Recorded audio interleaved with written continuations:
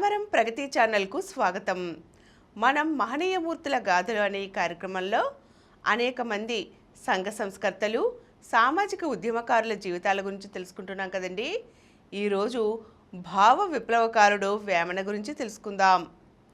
వేమన సామాన్య జనానికి అర్థమయ్యే రీతిలో, అర్థమయ్యే భాషలో కవిత్వం చెప్పిన ప్రజాకవి, మూఢనమ్మకాల్ని ఖండించిన సంస్కరణాభిలాషి, మానవ స్వేచ్ఛకు వ్యక్తిత్వానికి ప్రాముఖ్యతనిచ్చిన మానవతావాది, హేతువాద దృక్పథంతో ఆసువుగా పద్యాలల్లిన మహాకవి. వేమన ఆటవలది పద్యాలు ఆసువుగా చెప్పారు. అవి వ్రాసి గ్రంథస్థం చేసినవి కావు. వేమన నోటితో చెప్పగా విని అవి ప్రజలు విని విని నేర్చుకున్నవి.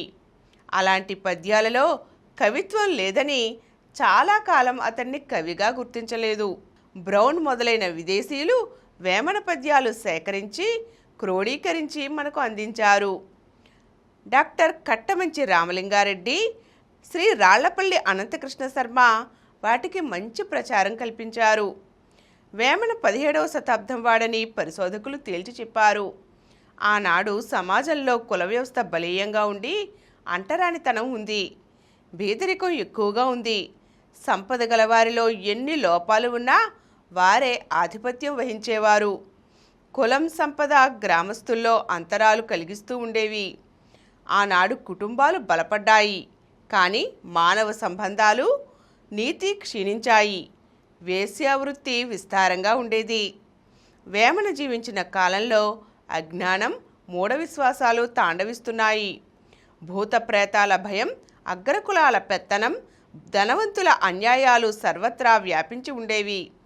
పూజలు, పిండ ప్రధానాలు, ముహూర్తాలలో నమ్మకం ప్రబలి ఉంది.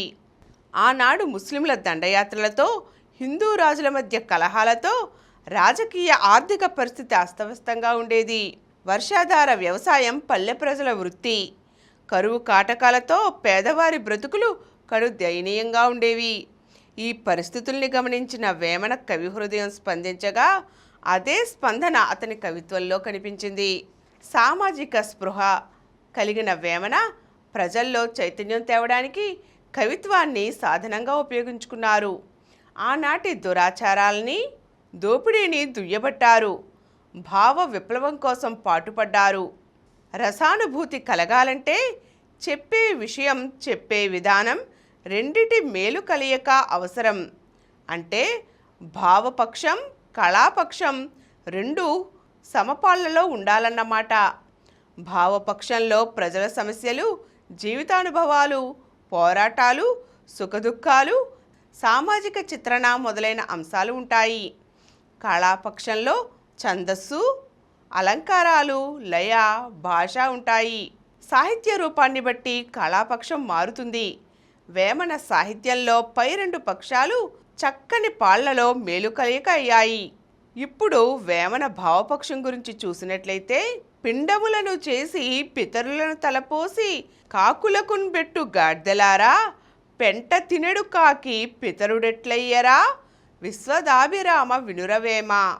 చనిపోయిన వారికి పిండ ప్రదానం చేసేవారికి మూర్ఖత్వాన్ని విమర్శిస్తూ అట్టి వారిని గాడిదలని చొరక వేశాడు. ఇది చాలా సూటిగా, ఘాటుగా ఉంది కదూ.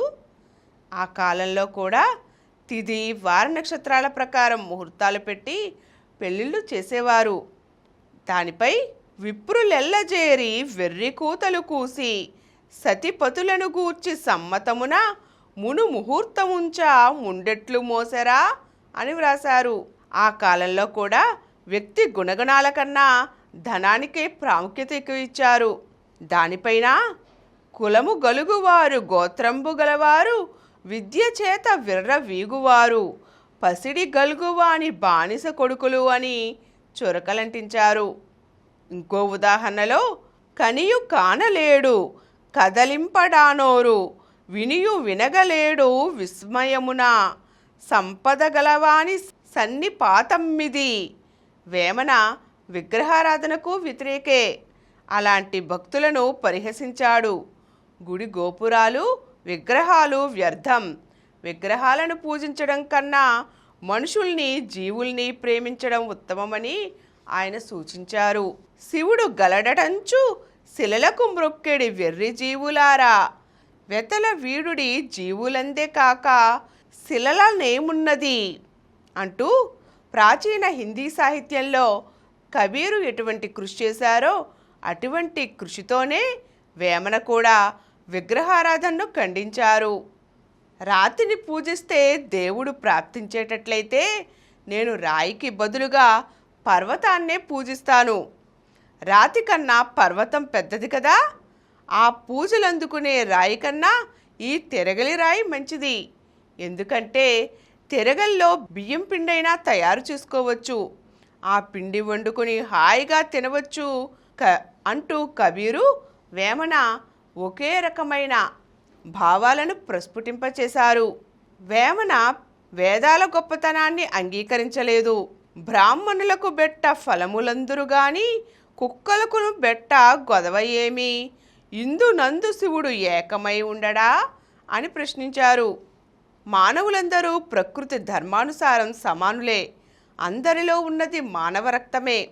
కులాల వారీగా హెచ్చుతగ్గులు వాస్తవం కాదంటారు వేమన. సర్వమానవ సమానత్వానికి ఆటంకాలైన మతం, కులం, ధనం, అధికారం వీటిని పరిహసించి నిరసించారు. జనం పుణ్యం కోసం పుణ్యక్షేత్రాలకు, తీర్థయాత్రలకు వెళ్ళేవారు. వేమన ఇలాంటి యాత్రలను పరిహసించారు. పురాణ పురుషులైన రాముడు, పరశురాముడు, విష్ణువు మొదలైన వారిని కూడా ఎగతాళి చేశారు. వేమన గొప్ప మానవతావాది. వేమనలో ఉన్న మానవీయ లక్షణాలు ఏమంటే, వేమన మనిషి యొక్క ప్రాధాన్యాన్ని, విశిష్ట స్థానాన్ని తన భావనా ప్రపంచంలో గుర్తించారు. చిత్తశుద్ధి, సాహసం, మంచి పని చేయగలగడం, చెడ్డదానిని ఎదుర్కోవడం, కారుణ్యభావం వేమనలో నిండుగా కనిపిస్తాయి. అందుకే చిత్తశుద్ధి కలిగి చేసిన పుణ్యంబు కొంచెమైన నదియు కొదువగాదు అన్నట్లుగానే, చంపదగిన ఎట్టి శత్రువు తన చేత జిక్కినేని కీడు చేయరాదు, పొసగా మేలు చేసి పొమ్మనుట చాలు అంటూ తన కరుణా హృదయాన్ని చూపించారు. వేమన మానవతాతీతమైన ఒక శక్తిని నమ్మే హేతువాది. వేమన చెప్పినది చాలా వరకు హేతుబద్ధంగా ఉంటుంది. ఆయన ఏది చెప్పినా ఉదాహరణలతో, ఉపమానాలతో చెబుతాడు. కానీ హేతువు కూడా స్పష్టంగా ఉంటుంది. సత్యాన్వేషణ మొదట ప్రారంభించింది బుద్ధుడు. తరువాత వేమనలో హేతువాద దృక్పథంతో సత్యాన్వేషణ సాగడం మొట్టమొదటిసారిగా గమనిస్తాం. వేమన పద్యాలలో కళాపక్షం కూడా ఎక్కువే. పద్యాలలో అన్నిటికీ చిన్నదైన ఆట వెలదిలో వేమన పద్యం చెప్పారు. విశ్వదాభిరామ వినురవేమ అనే మకుటం తీసేస్తే 3 పంక్తులే మిగులుతాయి. ఈ 3 పంక్తుల్లోనే ఆనాటి సమాజాన్నంతటినీ చూపించారు. ఇది అతని ఛందో విలక్షణత. వేమన మనం మాట్లాడుకునే తెలుగులోనే పద్యాలు చెప్పారు. అవి సులభంగా అర్థమవుతాయి. ఉపమానాలతో, ఉదాహరణలతో భావ వ్యక్తీకరణ ఉంటుంది. కనుక స్పష్టత అతని కవితా లక్షణం. ఉప్పు కప్పు రంబు నొక్క పోలిక నుండు అంటూ చిన్న చిన్న ఉదాహరణలతో జీవిత సత్యాలు చెప్పడం అతని కళ. చెప్పులోని రాయి చెవిలోన జోరీగా, కంటిలోని నలుసు కాలిముళ్ళు, ఇంటిలోని పోరు ఇంతింత కాదయ్యా అంటూ మనకు తెలిసిన ఎన్నో నిత్య సత్యాలను 3 పంక్తుల్లో చెప్పడం వేమనకే చెల్లింది.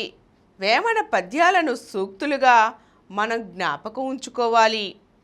తల్లిదండ్రి మీద దయలేని పుత్రుండు, పుట్టనేమివాడు గిట్టనేమి, పుట్టలోని చెదలు పుట్టవా గిట్టవా అంటూ ఒకసారి చెబితే, అనగననగ రాగ మతిశయిల్లుచునుండు, తినగ తినగ వేము తీయనుండు, సాధనమున పనులు సమకూరు ధరలోన అంటూ మరోసారి మరో సూక్తిని వివరించారు. తెలుగు భాషా మాధుర్యం, లయ వేమన పద్యాల్లో ప్రత్యేక ఆకర్షణలు. 2-3 అక్షరాల వాడుక పదాలతోనే అర్థవంతంగా, అన్వయ క్లిష్టత లేకుండా 3 చరణాలలో కవిత్వం చెప్పడం వేమన కవిత్వ విశిష్టతగా చెప్పుకోవచ్చు. వేమన గొప్పతనాన్ని శ్రీశ్రీ ఇలా శ్లాఘించారు. ఆది కాలంలో తిక్కన, పద్యకాలంలో వేమన, ఆధునిక కాలంలో గురజాడ మహాకవులు అన్నారు శ్రీశ్రీ. శ్రీశ్రీ గురజాడ అప్పారావు గారి ఆధిక్యానికి 4 కారణాలు చెప్పారు.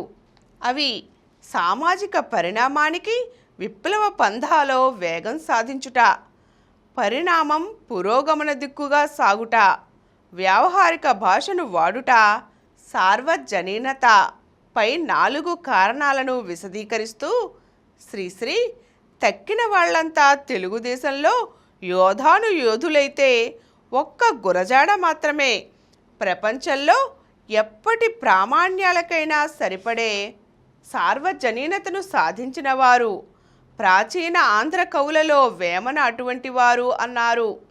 అదే సందర్భంలో 100కి 100 పాళ్ళు తెలుగు కవిగా ఇంట గెలుచుకుని సార్వజనీన సార్వకాలిక విశిష్టత్వంలో రచ్చ గెలువగలవారు వేమన ఒక్కడేనన్నారు. వేమన గొప్పతనం గురించి ఇంతకన్నా గొప్పగా ఎవరు చెప్పగలరు? వేమన సామాన్య ప్రజల సుఖం ఆశించారు, దోపిడీని నిరసించారు, మూఢాచారాలను అజ్ఞానాన్ని పోగొట్టడానికి సంస్కరణ మార్గాన్ని చూపారు. అతని సందేశం భావ విప్లవం. 17వ శతాబ్దంలో వేమన కాలంలో భారత సమాజం ఎలా ఉందో ఈనాడు అలానే ఉంది. ఇంకా అదే భావదాస్యంలో కొట్టుమిట్టాడుతున్నాం. భావ విప్లవం ద్వారానే సమాజంలో మార్పు రావాలి, వేరే మార్గం లేదు. దీనికోసమే మనం అందరం కృషి చేయాలి. ఈరోజు మనం భావ విప్లవ కవి వేమన గురించి తెలుసుకున్నాం కదండి. మరో చక్కని అంశంతో మళ్ళీ కలుద్దాం. ఈ కార్యక్రమం మీకు ఎంతో నచ్చింది కదా.